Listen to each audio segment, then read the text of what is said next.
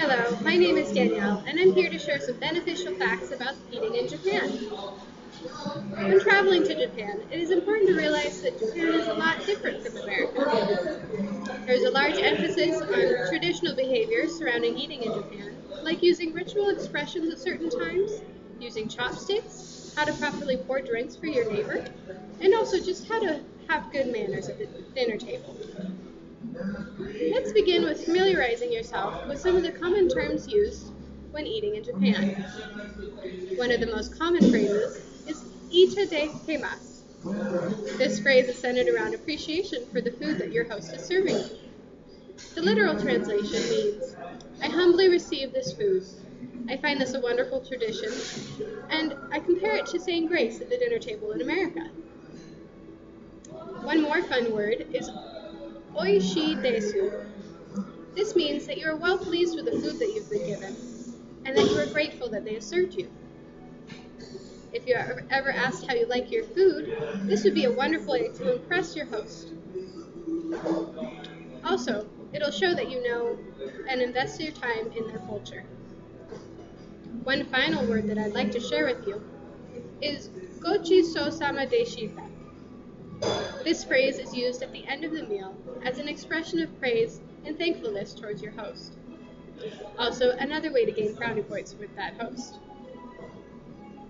Now on to our next topic, chopsticks. Chopsticks are something that you're going to have to become very familiar with when eating in Japan. It's a very commonly used utensil, and unlike spoons and forks, can be a little bit difficult to master, so it's important to be well versed in the art of chopsticks before you go to Japan. Here are some general guidelines when using chopsticks at the dinner table. 1. Make sure never to use chopsticks to pass your food around.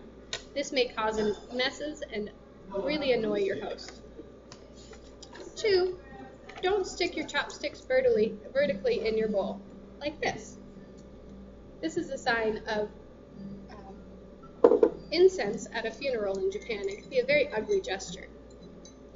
The next point I'd like to share is that you should avoid waving the chopsticks around and pointing, like so, when you're eating in Japan. This can become very rude and obnoxious. Finally, I will share just a few more tips on eating in Japan that could be helpful when meeting new people there. First, you should always remove your shoes before sitting down to the dinner table. This is a sign of respect and will go greatly with all of the other manners that you show. Secondly, you will most likely be offered a hot towel to wipe your hands with at the dinner table. Make sure to clean your hands thoroughly as a sign of respect as well. Next, when it comes to chopsticks, when you're presented with a bowl of miso soup, make sure to first use your chopsticks to clear the soup of any ingredients or tofu first.